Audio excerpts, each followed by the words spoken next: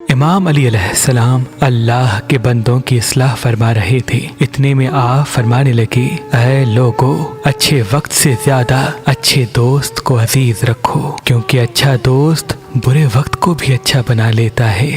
وہ انسان جو تمہاری قدر کرتا ہے، اصلاح کرتا ہے، اس کو کبھی اپنے سے دور نہ کرنا، ورنہ زندگی بھر تم سچے لوگوں کی تلاش میں پھرتے رہو گے۔ اور ہمیشہ یاد رکھنا کہ انسان زندگی سے مایوس ہو تو کامیابی بھی اسے ناکامی نظر آتی ہے۔ مایوسی سے دوری انسان کے فیصلوں کو صحیح راہ دے کر خوشحالی و کامیابی سے ملاتی ہے۔ اور اپنی سوچ کو ہمیشہ پاک رکھو، کیونکہ انسان کو اچھی سوچ پہ وہ انعام ملتا ہے جو اچھے اعمال پہ بھی نہیں ملتا، کیونکہ سوچ میں کوئی بھی دکھاوا نہیں ہوتا۔ اور انسان جو گناہ کی طرف پہلا قدم اٹھاتا ہے، اصل میں اس کی راہ سوچ سے آتی ہے۔ جب تک انسان اپنی سوچ پر اختیار نہیں رکھتا، تب تک وہ اپنی عزت، کامیابی اور خوشحالی میں الجھن پاتا ہے۔ اور یاد رکھنا، جس نے کسی کو اکیلے میں نصیحت کی، اس نے اسے سنوار دیا، اور جس نے کسی کو سب کے سامنے نصیحت کی، اس نے اسے مزید بگاڑ دیا۔